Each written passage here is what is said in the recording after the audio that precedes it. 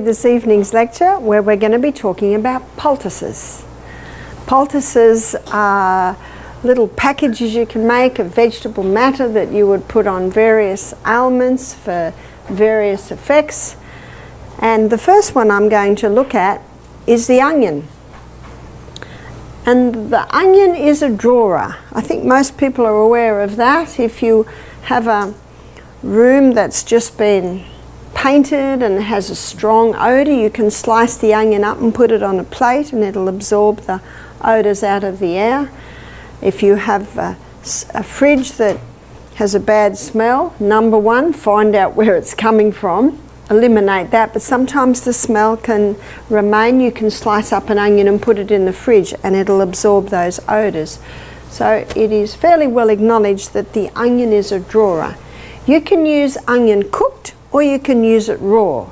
And the cooked onion, in my knowledge, is used for two main reasons. One is for an earache. And it was the first poultice that I ever did. The little old lady next door told me about it. And she said, you steam an onion. Now you either steam it or dry bake it, because if you boil it, some of the healing properties in the onion will go into the water. So you usually do it. Now my helpers very efficiently took the skin and the end off, but you actually leave all that on because that'll help to hold it together. And then when it's soft, you cut it in half, and you cut it in half acrossways, so you're now looking at the rings. And what you can do is you can squeeze some of the juice from the steamed onion. It'll be boiling, and when it hits the spoon it'll cool a little, and then you can put that into the ear, and that can bring a bit of relief. And then you wrap up the onion in a cloth. Now you can use a cloth like this, which looks like it's a cut up from an old sheet, or you could use a hand towel or a tea towel. So you wrap it over a few times, because remember it's boiling hot. And when you get it to the right temperature, test it on your arm, then it can be placed on the ear, and then you will put a little sheet of plastic over that, which will keep the warmth in. And then you could bandage it on the ear, or you could put a little woolen beanie on to hold it there, or some people might feel to sleep and they will lay down on the ear. As long as you can keep it warm, you can keep it there. If it starts to get cold, then the ear will ache. Now this hot onion, the heat has an effect to relieve the pain, because whenever you've got pain, you've got cramping muscles, and moist heat relaxes cramping muscle, so that moist heat will do that. But also, the onion being a drawer will draw. Now sometimes the onion will cause a little hole to be made in the eardrum. If the body makes the hole, not a problem. If you stick something in your eardrum and make a hole, you got a problem. But if the body makes it, and often when the hole is made, then the pus will come out, and that can bring a lot of relief. But sometimes the onion will just reduce the inflammation to the point that the blood may take the pus away. Either way, it brings a lot of relief. Now you might do an onion poultice on someone with an earache and they get a lot of relief, and then a few hours later the pain comes up again. Just do it again. You just keep doing it until there is no more ache. Sometimes one application is enough. Sometimes it needs to be done a couple of times a day for a few days. A friend of mine, she had to do it every day for a week. You know, whatever it takes, the body knows what it's doing, and if it brings relief, the body's saying, thank you, that's what I want you to do. The other place that you can use a cooked onion is on a boil. A man rang me up and he said that he had boils coming on the inside of his nose. They were very painful. And I said, well, it'll be a bit hard to put something on the inside of the nose, but I said you could steam up an onion and put it on the outside. He thought that sounded like a bit of work, until a few hours later the whole side of his face swelled up, so he steamed up an onion and put it on. and he said to me that it brought so much relief he was able to sleep. And when he woke up, he said the boil had burst and all the waste had come away. He said he has never got so much relief so quickly, because a boil inside the nose, as you can imagine, is very painful. Most pain is due to inflammation. So if you can get that inflammation down, you can reduce the pain. So it can be used on a boil, and it can be used on a earache. That's the cooked onion. Now we're going to have a look at the raw onion. So the raw onion can be used for a few things. Now if you have a organic, non-GO, non-irradiated onion and you cut it up, you'll start crying, won't you? That onion juice has an effect to stimulate the respiratory organs to clear and to thin the mucus. So the cooked onion, as I said, is for ear and for a boil, but the raw onion is used often mostly for respiratory. Now you might be surprised at where I'm going to put this, or where I'm going to suggest putting this onion that I'm chopping up, and that is on the bottom of the feet for a head cold or a chest cold. You see, the biggest pores in the whole of your body are on the soles of your feet. So what you do is you get a plastic bag thus, and you put the onion in the plastic bag, and then the foot is put on the, let's say this is the foot, you put it on the onion in the plastic bag, and then twist this bag around and around and secure it, and then put a sock on, and the sock will hold it nice and firm. You want the onion on the bottom of the feet, because the biggest pores in your body are on the bottom of your feet, and the body will take the onion where it needs to go. And often it'll take it if you need it in the chest or to clear the head. I was with my daughter and her little 3-year-old. We'd put him to bed, he had a cold, and he coughed and he coughed, and you think any moment he'll fall asleep. But half an hour later he was still coughing, and I said to my daughter, Emma, just get him up and we'll do the onion. We put the onion on the bottom of his feet, put the sock on, put him back to bed, not one more cough. It's almost unbelievable what it does. And a friend of mine, she was camping in the bush, you know, near the beach, and the lady in the tent next door coughed all night. She said it kept waking them. So the next day in the afternoon, she befriended the lady, and she said, I noticed you have a cough. And the lady said, oh, I'm so sorry if I've kept you awake. And my friend said, I've got a little tip that may help you. Now when you're camping, you've nearly always got an onion, and you've just about always got plastic bags. And so she did it to the lady, who was willing to do anything. No coughing all night long. It's such a simple treatment and yet quite effective. The bottom of the feet do not get tender, it doesn't irritate. Obviously, once you take it off in the morning, you would throw it away. But that's a very simple treatment that can be done for someone with respiratory or a cough. And now we're going to have a look at how you can make an onion cough syrup. So you need a jar, and you'll put a layer of onion in the bottom of the jar. The layer of onion may be about 1/2 inch. And then you put a spoonful of honey on that.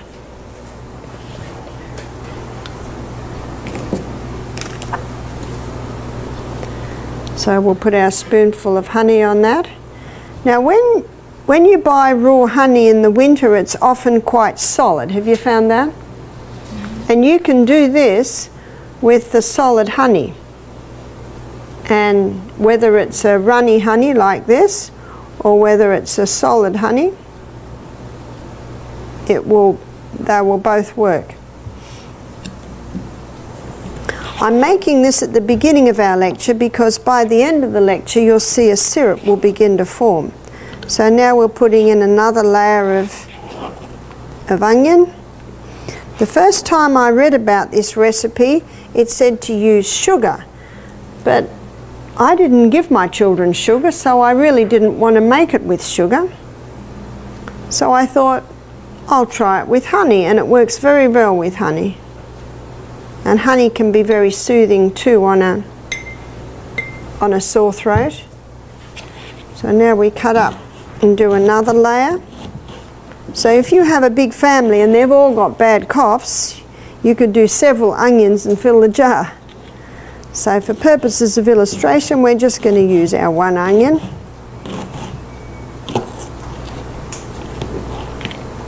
So we put another layer in. And another layer of honey.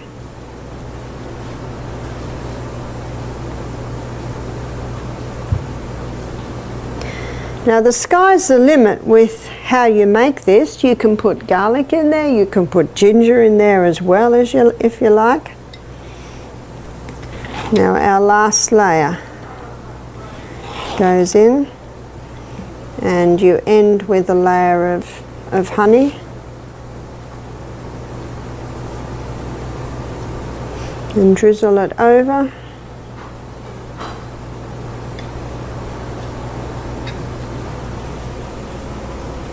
And if my grandchildren were here, I would give them this spoon to lick.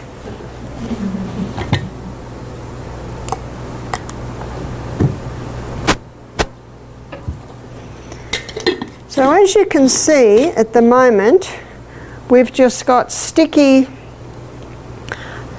onion and, sticky honey and onion. By the end of the lecture, in fact in about half an hour, you'll find a runny syrup. It's actually almost runny like water, and that's your onion syrup.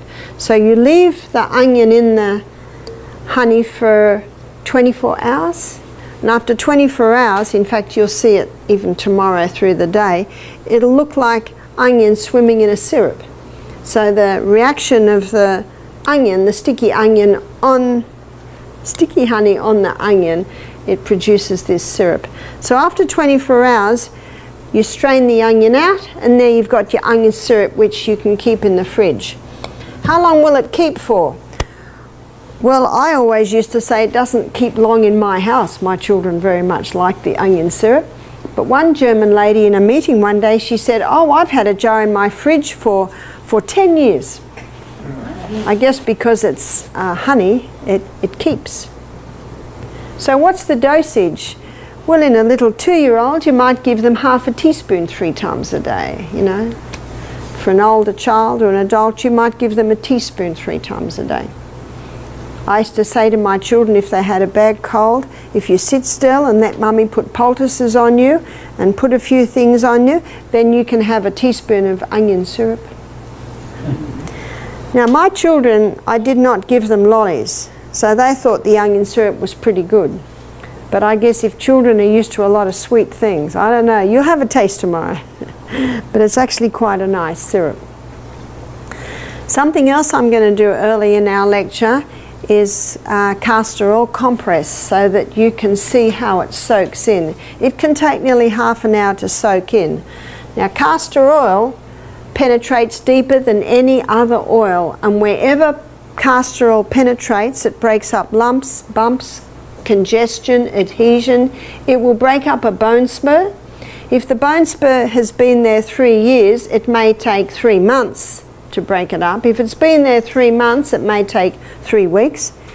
If it's been there 3 weeks, it might only take 3 days. So it all depends how long it's been there. But the key is consistency. Now, this is really not a poultice, it's a compress. And as a compress, it's not drawing anything out of you. It's a vehicle, this little pad is a vehicle to hold the oil so that it'll penetrate into you. So every day you might apply the poultice or the compress, and after you've finished you might fold it over, and then the next day open it up, put a little bit more oil and apply it again. So you can use it for tumours, you can use it for cysts. I met a lady who told me she'd conquered her breast cancer by castor oil, wearing the castor oil compresses. In fact, one young girl I knew had a fibroid in her uterus. They wanted to operate, but she wanted to do it naturally. So she took the Anna's Wild, or applied the Anna's Wild yam cream to get the estrogen down, and applied the castor oil compresses to her abdomen. Some people sleep with them. You can certainly have it on overnight. Some people would rather be a little bit freer at night and just let it sit in their clothes. But you need to have a plastic backing, because the castor oil could soil the clothes, but done properly it will never soil. So what you do is you put a circle on in the middle. So I'll show you what I've done here.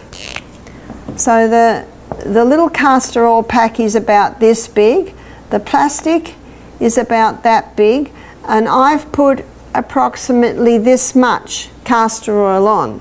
And because it's so thick, it's sitting above the pack. And as it slowly soaks through, it'll go out to about that much. And then when it goes on your warm body, it'll go out a little bit more. Can you see that? So if you do it correctly, it's not going to leak and get on everything, because there's nothing worse than castor oil on the sheets or on your clothes. So we're letting that sit so that it can soak in. So where would you put that? You would put that on a bone spur, you would put that on sometimes even a sore wrist, joints, you can put it on for that. One lady had very sore knees and found that that made a big difference. You could put it on a congested chest. If it's winter and a person's got a congested chest, obviously you'd make a little bit bigger for that. You may then put a hot water bottle on, and that would help to warm up your poultice. Mostly the body will warm it up, but if the person's got a cold and they'd like it to be warmed quickly, you can do that. It can be used on the abdomen for constipation. It'll penetrate deep and break up congestion in there. I met a lady who was the wife of a doctor. She said, 20 years ago I had irritable bowel syndrome, and when my husband told me what he was offering medically, I said, no thanks. And she'd heard about castor oil, so she applied castor oil compresses. And she said she healed herself. Little few dietary changes as well, as you heard last night. So castor oil can be used just about anywhere. It can help to break up gallstones in the gallbladder. It can help to revive the liver. So your liver, your gallbladder is under your right rib, so you would do it to that area.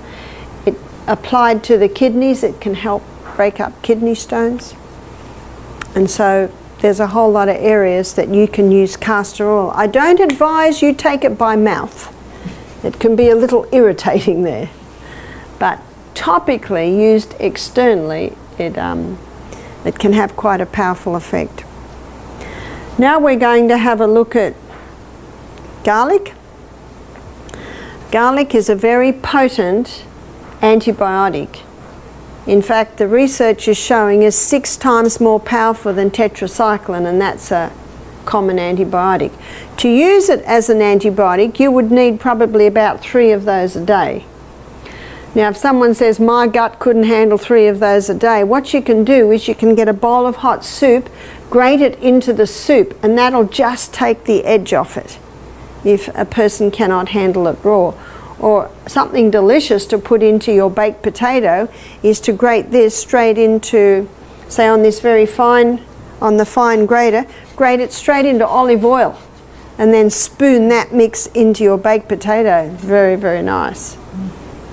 And some people choose to do the antibiotic sandwich, which is a slice of sourdough spelt toast, olive oil on that, and then grate this whole clove of garlic onto the slice, and then avocado and tomato. It is very delicious. It's almost like a little mini pizza, isn't it? And what happens is the bread underneath and the olive oil underneath, and then on top you've got the avocado and tomato. It calms it down a little bit. But I'm going to give you the recipe for the flu bomb, or you can take the flu bomb. So the flu bomb can be used for bronchitis, it can be used for asthma, it can be used for the flu, it can be used for pleurisy, it can be used for pneumonia, it can be used for sinus or a head cold. The first ingredient is garlic, and the garlic is crushed. I'm not putting an amount on there because some people can handle that much garlic, some people can only handle half that garlic, so it depends what you can handle. The next ingredient is ginger, and the ginger is usually, well, it can be finely grated, and usually the ginger is about 1/4 teaspoon. The next ingredient is eucalyptus oil. If you don't have eucalyptus oil, you can use tea tree oil, and it's 1 drop. Next ingredient is cayenne pepper. Now some people can handle 1/2 teaspoon, some people can handle 1/4 teaspoon, some people can only handle a little shake. So that's up to you too. The next ingredient is lemon. If the lemons are on the tree, I say use the juice of a lemon. If they're $1 a lemon, maybe you use half a lemon. But basically lemon juice you're using. And the last ingredient is honey, and usually it's approximately 1 teaspoon. Even if you put in 4 teaspoons, it does not really mask the other ingredients. And then you mix that in about 1/3 cup of hot water. Now if someone has a flu or a cold or a sinus, it's usually taking one of those 3 times a day. So that's the flu bomb. Usually by the 3rd day, you don't need it anymore. That's quick, isn't it? It's quite potent, but it works. What about a baby? You can't give that to a baby. And as you saw in my lecture last night, you also can't give a baby food. So what can you do? You can finely slice garlic and you can wrap it on the bottom of the baby's foot. Now this is a very large piece of garlic. So maybe with a piece of garlic that big, you only need 1. And what I would do to my babies, I'd get a little piece of cloth like this, and I would put the garlic on the cloth and then wrap the cloth over it and then bind that to the bottom of their feet and then put their little sock or little shoe or bootie on that. If you put a layer of cloth between the baby's skin and the garlic, it will not blister. But if you don't, you will form a big blister on the bottom of the baby's foot, and the problem then is you can't put any more garlic on till the blister heals. One lady heard about garlic on the bottom of the foot and she grated it up, put it on the baby's foot. Oh, she said, yes, I have a great big blister on the baby's foot now. But if you slice it like that, little by little, the garlic eases in through the pores on the bottom of the feet. And the garlic knows where to go. It'll go to the chest, or it'll go to the sinus areas, and it can bring relief. It can even help to break up congestion in the chest. So my son James, when he was a little boy, he used to get a lot of chest colds, and I would put this on the bottom of his feet. He was about 2 and 3, and I'd put a sock on and I'd shoe on and I'd send him off to play, and every step he's taking, what's happening? The garlic's going into his body. You can smell the garlic on their breath within a few minutes. At the end of the day, when I'd take James' shoes and socks off and I'd undo the bandage, the garlic looked like a bit of dried out piece of yellow leather. No juice left. It's all gone in to James. Now, at the same time, one has to investigate, why is my child getting so many chest colds? Well, we backed onto a swamp. And when James was 4, we moved to a mountaintop, and James no more had chest problems. So if a child's getting recurrent chest problems, you have to look and make sure there's no mold in the house. You have to make sure that you're in a clean, dry area, but also check that often children get chest colds and sinus and tonsils and asthma because of dairy, and we looked at that last night too. My next demo is going to be of the humble potato. Now the potato is a drawer, but the potato is very gentle. There are areas in the body you would not put onion, and you would not put ginger, and you would not put garlic, but the gentle potato. So where are those areas? In the tender parts of the body. So your eyes. It's very calming and cooling for inflamed eyes, conjunctivitis,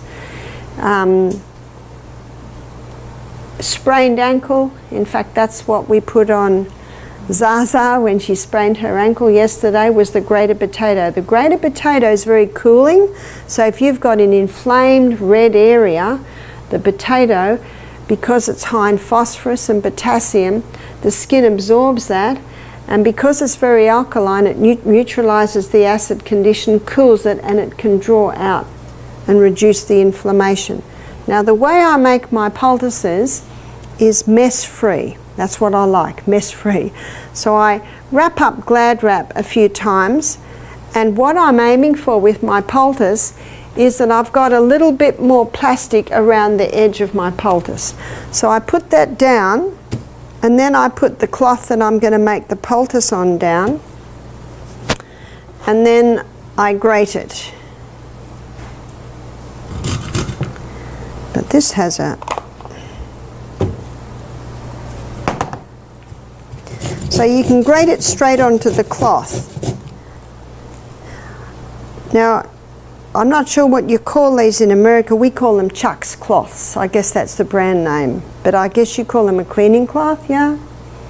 And they're disposable, and they've got little holes in them. If someone had breast cancer, I wouldn't use this, but if someone had a swollen ankle or a sprained ankle, it would be fine to use for that. Be very careful you don't use too much potato, because if you use too much potato, the poultice can get very wet, and if the poultice leaks, is no fun.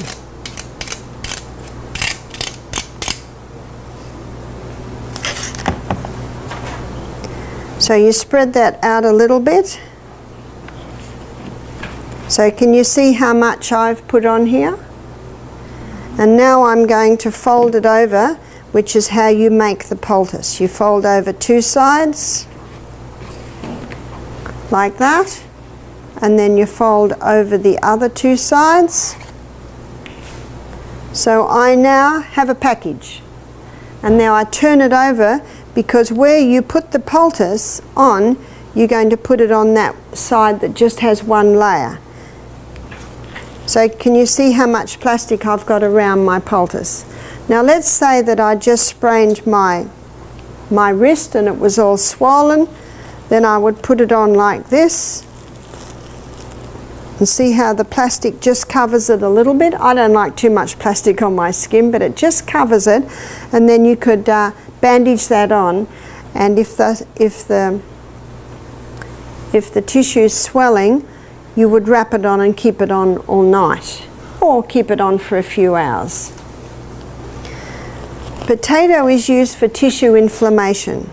So there's your sprained ankle. It can be for an ingrown toenail.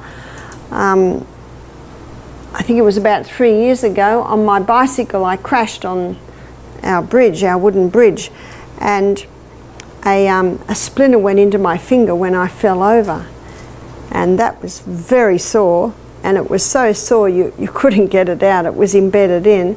And so I made a grated potato poultice, a little bit smaller than that, and I put it on and bound it up and slept with it like that all night.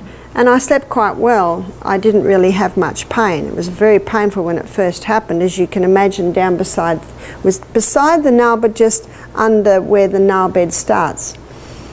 The next day I took it off, and of course my finger's all wrinkly, but there was no pain at all. You see, what that had done is it had kept it from being inflamed. If it started to get sore, I put another grated potato on it. I think I did that about see, this happened Friday afternoon, so I did it Friday night. I think I did it again Saturday afternoon and again Sunday afternoon. And I think Monday again. And then Wednesday morning, so what's that? Saturday, Sunday, Monday, Tuesday, Wednesday morning. So on the 5th day, I looked at it and I saw the black, and I just pushed it, and this black splinter came out, and it was quite big and it was quite fat. Now what would have happened if I hadn't done the potato? It would have swelled right up, yeah, and would have got very red and very sore. And I go to the doctor and he says, you've got an infection. Do you know, all it is the white blood cells trying to get rid of it. And what's happening then? Painkillers, antibiotics. And yet all you need to do is keep the swelling down, and the potato will keep it soft and open, and it'll just come out by itself. How long do you need it to do it for? As long as it takes. Maybe if I'd done a grated potato every single day and every single night, it might have come out a little bit earlier. But I must tell you the story of what happened to my son. My younger son, William, when he was about 10, he was running round the side of a swimming pool, and the people had landscaped it to make it look like an oasis. So there were old sleepers, you know, from old train tracks and ferns, and he bumped his foot as he was running up on a sleeper that was breaking down. And he came running to me crying, and I had a look, and just under his toe on the ball of foot there was a hole. And I had tweezers and I put it in as much as I dared, but I thought something must have gone in and come out. So that night I put a grated potato poultice on his foot. And in the morning it looked okay, but he was limping. So every night I did a grated potato poultice on his foot. And he was still limping. And I didn't quite understand why he still was. And that's when I started to think maybe something is in there. Now, to speed up the process, I did hot and colds. So this is a hydrotherapy. And tomorrow night, Vanessa is going to give you a hydrotherapy demo. So you'll be exploring this more tomorrow night. What I did was I did the hot for 3 minutes, and she will be explaining in more detail why this works. And I did cold for 30 seconds. And I did this 3 times, so that's only, 10 minutes? Doesn't take long. And it brings a lot of relief because it causes a massive amount of blood to come to the area, and that pushes the old blood out. So I did that morning and I did that night, and I put a grated potato poultice on it overnight. It looked quite clean, and all day he'd be running around playing, limping. And after 2.5 weeks he's still limping, and I'm not sure what to do. I'm just doing what I know, and we're managing it. And a friend visited, and I said to him, I don't know what's the matter with William's foot. Now he did what I hadn't dared do. He pushed the bottom of William's foot. William screamed. My friend said, there's a hunk of wood in that foot. William looked at me worried, because William, my youngest, was a little delicate. Now my second son, down next to William, the next one up, I could do anything to Peter. But William was a little more delicate. I had to be careful what I did. So you got to change things depending on who you're working with. I said, it's all right, William, we'll do grated potato surgery. So what I did was I did a grated potato overnight. I did the hot and colds in the morning. Then I put another grated potato on. And then in the middle of the day, I put another grated potato on. So I'm doing non-stop grated potato. I thought, we're going to speed this up. After 2.5 days of that, William's foot looked like a wrinkled old prune, but we had to get this out. After 2.5 days, when I took the poultice off in the morning, there was a black circle in the hole. I looked at it, and I got a needle with William's permission, and I just slipped the skin back a little bit. The skin was so soft from all the poultices, and I put the needle into the black thing on the side, and I started to pull it out. And I stopped, called the family. I mean, we'd been watching William limp for 2.5 weeks. I didn't want anyone to miss out on this. And then I said to William, you pull it out, and he just pulled it out. And it was 1 inch long, the thickness of 2 matchsticks. Now in the foot, it would have been, so here's the foot. Sorry, I'm not a great drawer, but you get the gist. It was about there in the foot. And it was, you know, the hole, when I saw the black in the hole, it was about that big. Now, I don't think it was like that, or would have felt it. I don't think it was like that, but I think the splinter was sort of up on an angle like that. Grated potato and hot and coals. What did I do to the hole then? Because it was a mighty hole. Nothing. Absolutely nothing. Because now that the offending article had been removed, the body would quickly heal. I did encourage him not to go barefoot in a lot of dirt and manure. But it quickly healed. In fact, he still has the scar there today. The round circle that's about as big as a lentil. He still has that scar, and he's just turned 30. What would have happened if I hadn't done the hot and coals or the potato? I'd say his foot would have swelled up. Yep. Sleeper, imagine how, you know, these are old sleepers with lots of grime in them. I'd say a red line would have gone up his leg. Rushed to hospital. The doctor might have put him on, well, he would have put him on high dose antibiotics, maybe painkillers. How old is he? He's only 8. Would he have gone and cut in? And you know what happens? If they cut there and miss it, what can they do? They're not going to slice the foot like this to try and find it. And yet, just grated potato. William's son, little Sonny, when he was 3, he stood on a rusty nail. Now, little boys always want to hang around the men, don't they? And the men are on the job site, and he's just got a pair of those rubber Crocs on, and there's building material around, and he stood on a rusty nail, and it went through the crock and into his foot. Must have gone in probably about 1/2 inch. He was crying, and Marcus said to his mum, "Take him to Grandma." So they brought him to my house, and he was very dirty because he's a little boy and he's been playing in the dirt all day. So what's the first thing you do?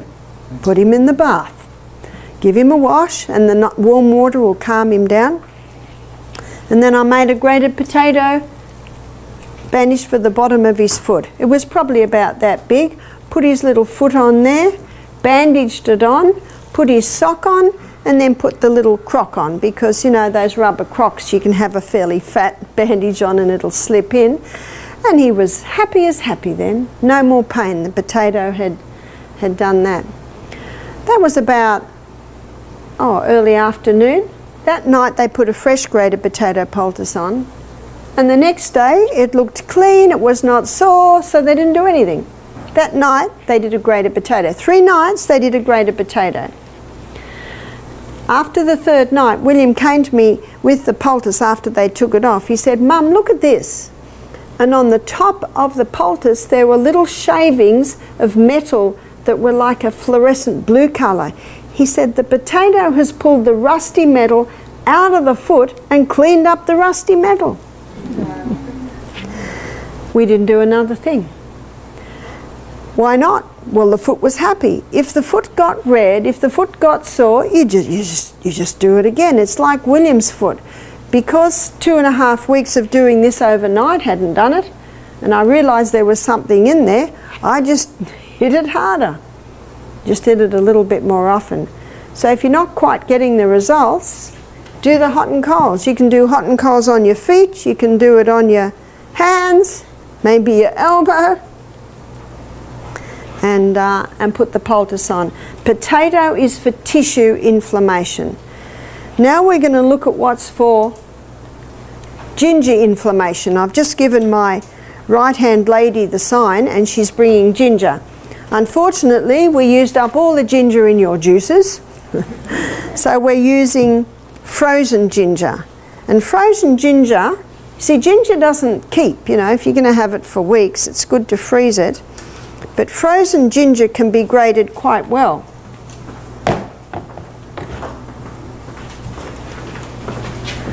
Thank you. So we're going to grate the ginger, and ginger is used for joint inflammation. So you use your potato for tissue inflammation, and joint inflammation you use your ginger.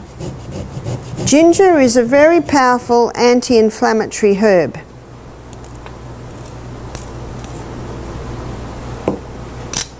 And what you want to use is the juice. So there's quite a bit of juice coming out of this frozen ginger. So where you would use this, maybe this is a poultice for a toe that's got gout. Maybe this is for an arthritic finger. So you make the poultice in the same way that I made the potato one. And can you see we've got about a ½ an inch of plastic all the way around it. And let's say a lady has a painful joint here, an arthritic joint. Then you would put it on there and then you bandage it on. Now my suggestion is, if you've got any painful joints and you're going to use ginger, apply it about 6 o'clock in the evening. Because if that joint is inflamed, the skin can get very, very hot. Some people have said, Barbara, my skin's burning. I said, the good news is your skin won't burn. But if you can handle it, sleep with it. And some people say, I can't handle the heat. I said, well, just take it off. Even just being on for ½ an hour will take some of the inflammation out of the joint. It appears that the ginger pulls the inflammation out of the joint to the skin. Because if there's no inflammation in that joint, it won't get hot. Now, it will not hurt it, but it'll only get hot if there's inflammation in there. So very nice on lower back. If someone's got a sore lower back, they'll often put a hot water bottle on it and it'll bring a little bit of relief. Now if they've got a sore back, there's usually inflammation there. And if they put a hot water bottle on it, it's not good for the inflammation. It can increase the inflammation. So why does it bring relief? Whenever you're in pain, the muscles cramp. And you put a hot water bottle on your back, it relaxes the cramping muscles, so it brings relief because of that. Now putting a ginger poultice, if you put a ginger poultice on the lower back, you would make it about the size that I made the potato. So if you put a ginger poultice on your lower back, and what I say is put it on your lower back, and you can tape it on, and often your pants will hold it there. And you lie on your back with your knees in the air, you know, your knee up and your foot down, so that the lower back goes flat. And it presses that against the lower back. Within ½ an hour you start to feel the heat. And the heat from the inflamed joint coming out to the skin, that heat relaxes the muscle, and yet it's reducing the inflammation. So it brings a lot of relief. One lady with a sore lower back at our retreat was putting the ginger poultice on. She was so excited about the relief it was bringing. She wanted it in the morning, she wanted it in the afternoon, she wanted it in the evening, and after 2 days her skin started to get a little sore. So what I say is just save it for the evening. Don't do it non-stop. You'll never get sore skin from the gentle grated potato. Your skin might look like a dried, prune, as with William. But because the ginger is pulling that inflammation out to the skin, if you continually do it, the skin can get a little irritated. But if you just keep it for when you need it, maybe of an evening. One lady said that got so hot, but it was an arthritic joint and it felt so good. She said, no, I want to keep it. I want to keep it on all night. Now with vegetable matter, when you make a poultice out of vegetable matter, once it's used, it needs to be discarded.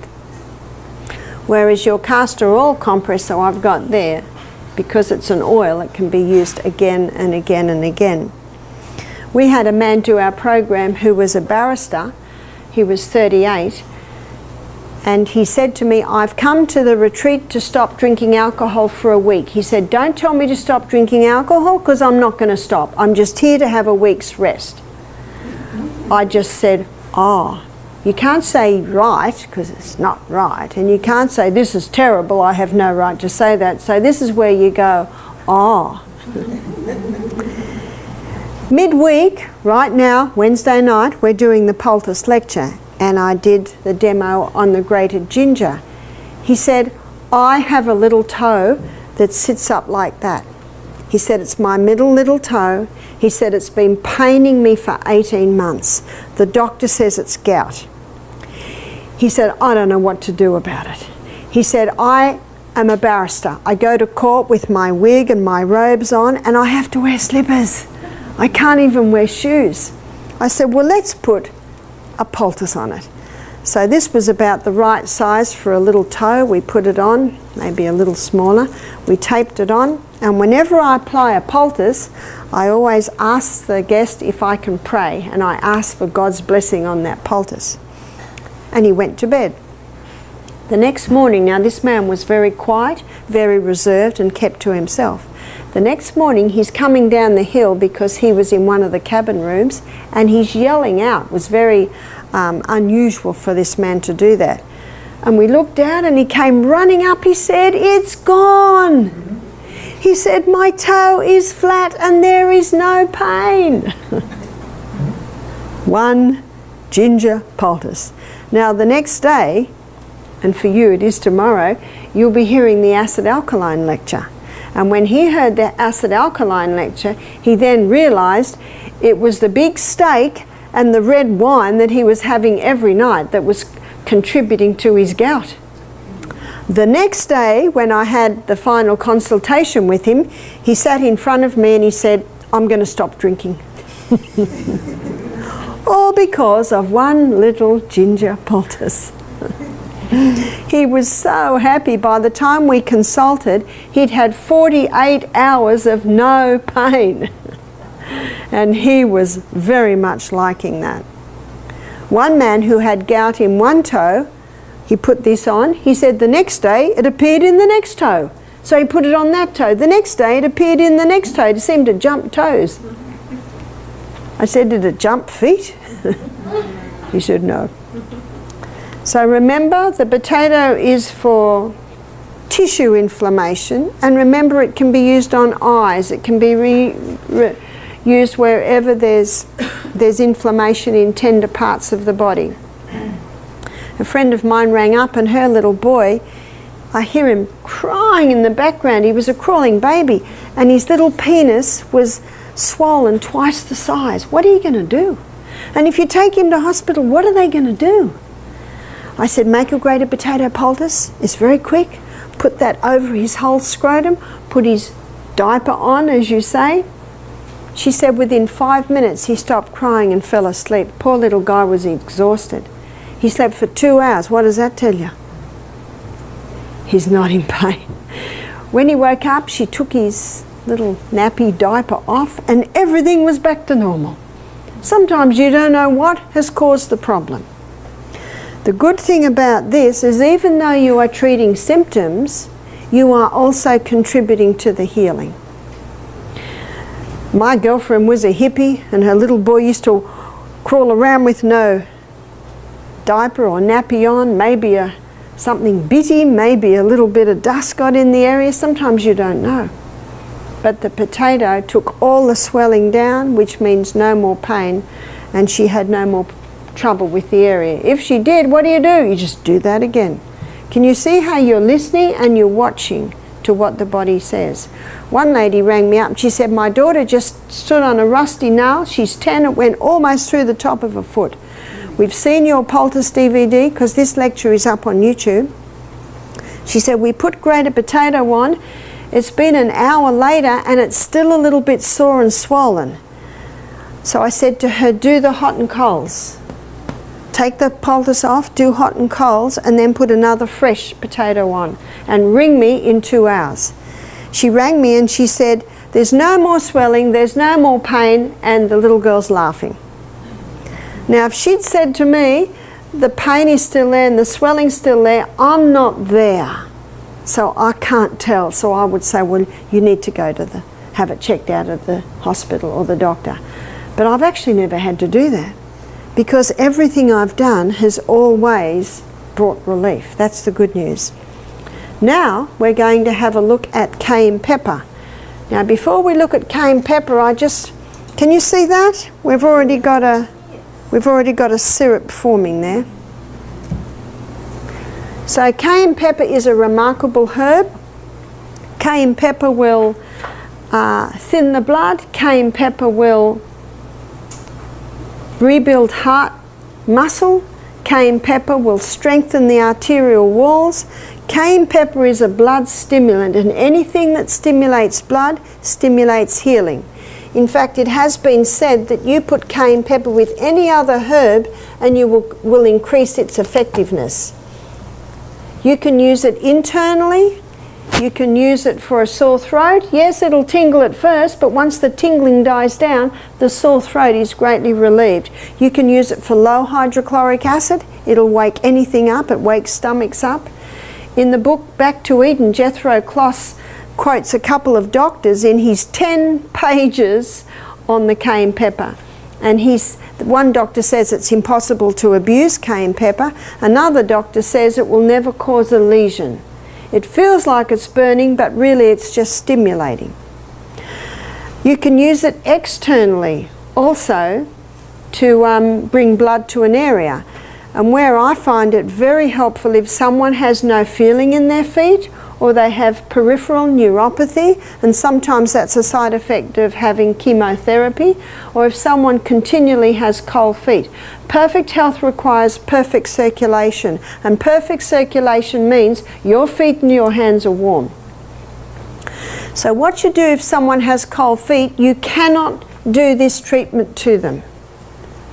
Because if they have continually cold feet and you put the cold feet in hot water, you can damage the tissues. If someone has no feeling in their extremities, you must not do the hot. You can damage the tissues. But you can do what I'm about to show you, which is a olive oil and cayenne pepper compress. Now what I've got is cling wrap down there, and I've got a double layer of kitchen paper, and I'm going to sprinkle it with a little bit of olive oil. You could use castor oil if you like, but olive oil will suffice. And you spread it over the area, because what you want to do is put enough olive oil on there so that the cayenne pepper will stick to it.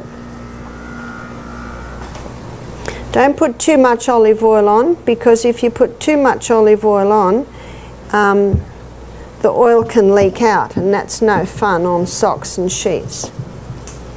So what I've done now is I've put the olive oil on like that, and now I'm going to sprinkle cayenne pepper. And what you would do is you would do about half a teaspoon to a foot. If you don't put the olive oil on there, the cayenne pepper just falls off.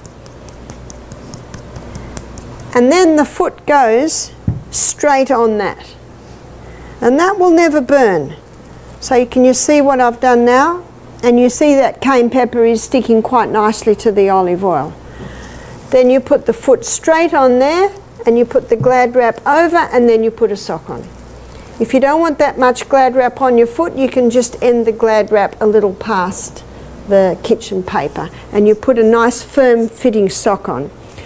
Now if I put that on someone with good circulation, by morning their feet are very hot, but not till morning. If I put that on someone with no feeling in their feet, by morning they're telling me they've got pins and needles in their feet. For someone with very poor circulation, cold feet, it sometimes will take a few days. If I did that on my feet 2 nights in a row, I'd want my feet in ice water all day. My feet would get too hot. It's a very gentle treatment. It will never hurt, but it's a very gentle way of increasing the blood supply to the extremities. So anyone who has lost feeling in any part of their body, you can apply these cayenne pepper compresses. And you can even make them beforehand and turn them over like that. So if you're visiting someone with it and they find it hard to make it, you can make it for them, and then they can open it up and put their foot on that. Usually overnight is how you would do it. You can put it on the thyroid for an underactive thyroid. Again, any area where there's no feeling. Now the last we're going to look at is charcoal. Charcoal is a remarkable substance because charcoal can absorb up to, I think it's the figures are about 150 times its own weight in poisons.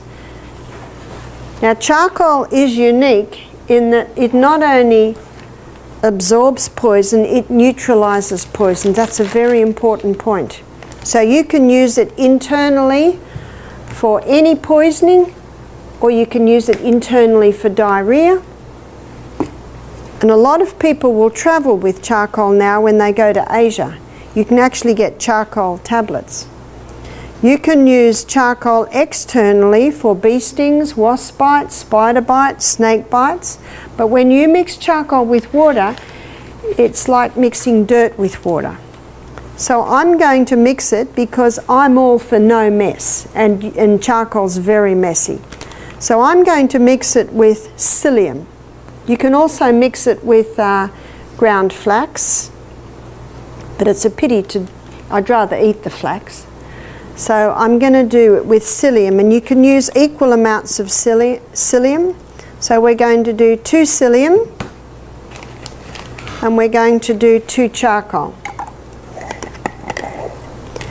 Now this poultice that I'm making, it can be used on sore eyes. It can be used on bee stings, you know, any type of stings, wasp stings. It's quite incredible the way it takes the pain out almost immediately. So I'm going to mix that a little bit, and then I'm going to put water in. Now if I were to mix this in a bowl, then we'd have terrible trouble trying to get the black out of our bowl. But if you mix it in something like this, there's a few pluses. One is it's not going to be messy, and I do this when I'm cooking, I guess. Now you seal it up, and then you mix. Mix, mix, mix, mix, mix, mix. And as it all mixes together, you can spread it out, and it'll start to take a bit of form because that's what the psyllium does. It sort of goes like a soft jelly, I suppose. So you're massaging it all around, making sure it's all quite well mixed, mixing out any lumps. And because it now goes like a soft jelly, you can actually roll it out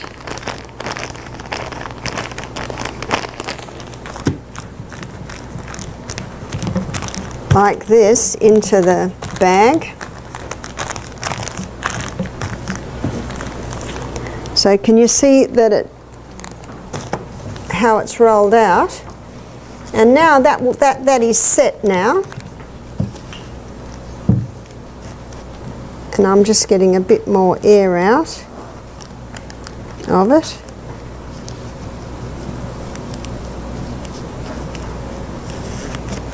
And you can roll it with the rolling pin. Thank you, Cynthia. So it's nice and smooth.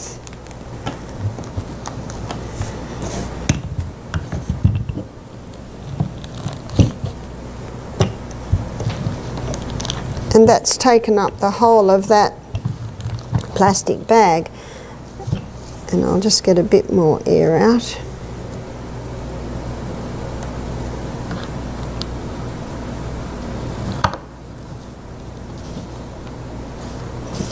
See now, you see what I've got now? Now you can put that in the fridge. Someone's got a bee sting. You run in here, you get scissors and you cut a square, cut the top, peel it off, take it up and slap it straight on the bee sting. So it's very, very handy. And when you put it on the bee sting, remember what you do, you cut out the size you want and then cut the top plastic off, so you're putting the charcoal straight onto the skin and it's got a plastic backing, and then you can just tape it on. So every house should have this in the fridge. Fridge or freezer? Fridge or freezer. If it hasn't been used for a while, you might put it in the freezer. And if you put it in the freezer, it's even better, because if you've got a bee sting or a wasp bite, it starts to swell red very quickly, and the cold can help. Now, that is the easiest way to use charcoal. Less mess, very handy, straight in the fridge, and you can cut it to what you want it. Always put the lid straight back on your charcoal. Now you see the castor oil has soaked in quite nicely. When I first put it on, it was like a lump of oil. Now, do you remember what I said, that it'll spread out a little bit? Now, when you put that on the body, it'll spread out a little bit more. And remember, it's just a vehicle to hold the oil to go into you. So this isn't drawing anything out of you.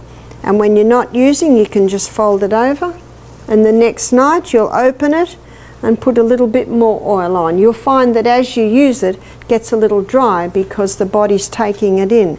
Some people say, can't you just rub the oil on? Well, it's very sticky and messy, and you're only putting a little bit on. Whereas if you use a pack, you see, the thicker the pack, the more castor oil it can hold, and the more castor oil can go into you. Let's have a look. Now you can see, it's probably an hour ago that I did this. So if you've got someone with a bad cough, in 1 hour you can have you've got enough syrup to give them a little bit. But ideally, see it's starting to swim in it? Ideally you let that sit for 24 hours. And there ends our lecture. So I trust you've been inspired to get a little kit at home, get a little box and put your cloths in there, save up your little cloths, cut up old sheets and have your charcoal in there, your castor oil, your cayenne pepper. Actually, you've probably just about got it all in your kitchen anyway. Thank you for your attention.